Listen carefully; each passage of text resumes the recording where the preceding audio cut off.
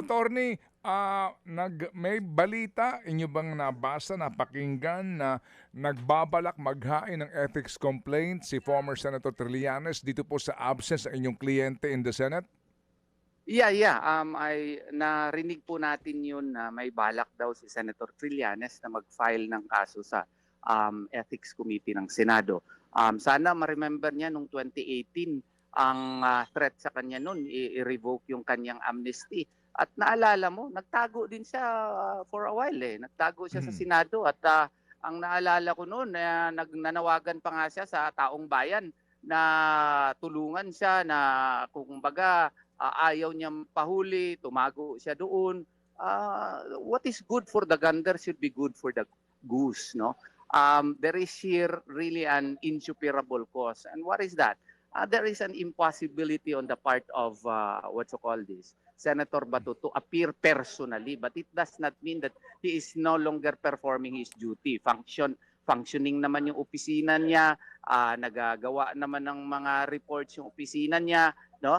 And meron naman siyang general instructions as to what to be done in the day-to-day operations of the office. So, nandiyan naman, tumatrabaho naman siya. Yun nga lang, may insuperable cause nga kasi of this looming threat that if indeed there is a warrant of arrest, that he would outrightly be arrested. At saka hindi pa nga klaro yung rules din natin. Yun ang rason. Siguro, bakit ayaw magpakita ni Senator Bato? Pero hindi ba, attorney din, yung kanin nyo, tumatakbo naman ng kanyang office, pero yung kanyang required sa kanya na physical presence because of the committee chairmanship na hawak niya. Pangalawa po, yung physical presence on plenary para po sa actual po na pagboto sa mga importante mga batas, etc. Paano ho kaya yun? How will you defend that? Yung kanyang, meron siya mga komite na siya ang chairman, so hindi siya ho nakakapag-preside nito, hindi nagagawa yung kanyang tungkulin. Kaya nga sir, ang tawag ko dyan is insuperable cause. It's an absolutory cause. Indeed, there is a legal duty of his physical presence, especially yung pag-preside ng kanyang komite.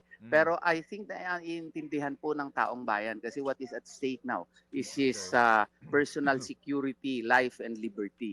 And I believe self-preservation is supreme in all aspects of things, no?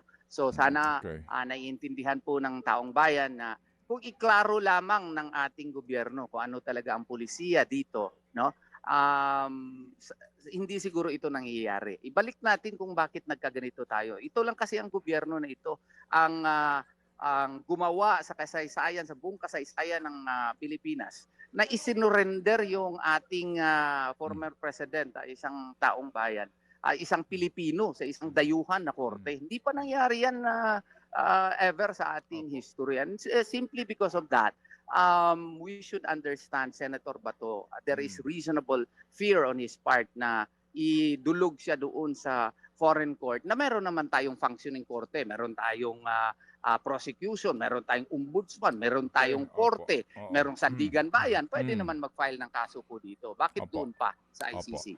Mga kapatid, brothers and sisters, saan ka pa? Dito na tayo sa totoo. Dito na tayo sa True FM. Mga kapatid, mag-subscribe and follow po kayo sa social media accounts ng True Network PH. Yan po kami, hanapin nyo lang True Network PH, Facebook, Instagram, YouTube, TikTok, and podcast. Mapa Apple or Spotify man yan, mahahanap nyo kami. Lahat ng mga napapanood at napapakinggan nyo po sa programa, nasa social media accounts namin yan. So, paano mga kapatid? See you sa social media!